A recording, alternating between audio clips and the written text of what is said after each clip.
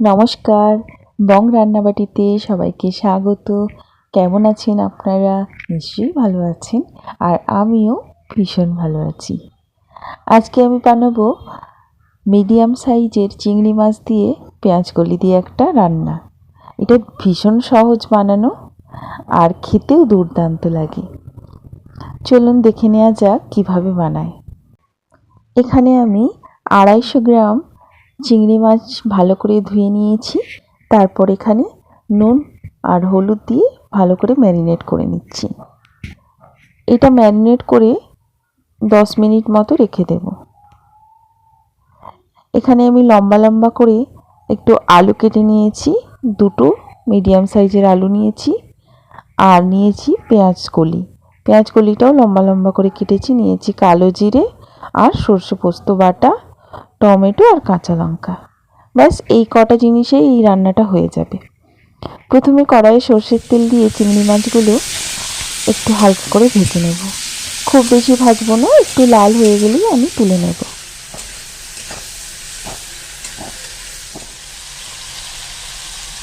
মাছটা কিন্তু ভাজা হয়ে গেছে, এবার আমি তুলে নেব। এটা বানানো ভীষণ সহজ, খুব কম সময়ে হয়ে যায় আর খেতেও কিন্তু বেশ ভালো লাগে। এবার ওই একই কড়াইয়ে আমি আবারও সর্ষের তেল দিয়ে দেব। তারপর আমি একে একে কাঁচা লঙ্কা, কালো জিরে দিয়ে দেব। এরপর আমি দিয়ে দেবো আলুগুলোকে আমি ভালো করে ভেজে নেব। আলু ভাজা হয়ে গেছে, দিয়ে দিলাম টমেটো, পরিমাণ মতো লবণ।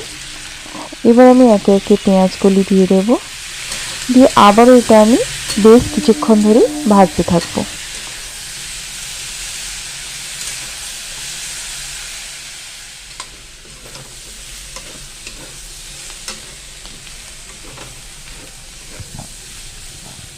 এবার আমি দিয়ে দেব পরিমাণ মতো হলুদ দিয়ে আবারও একটু কষে নেব।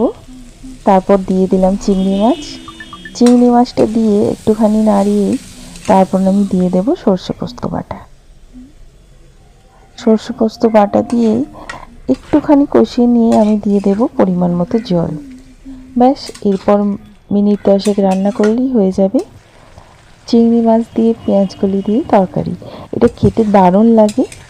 আমি একদম শুকনো শুকনো করে নেব, এটা খুবই ভালো লাগে, গরম ভাতের সাথে দুর্দান্ত লাগে। যাই হোক, রান্নাটা হয়ে গেছে। আমার এই রান্নাটা আপনাদের কেমন লাগলো অবশ্যই কমেন্ট করে জানাবেন।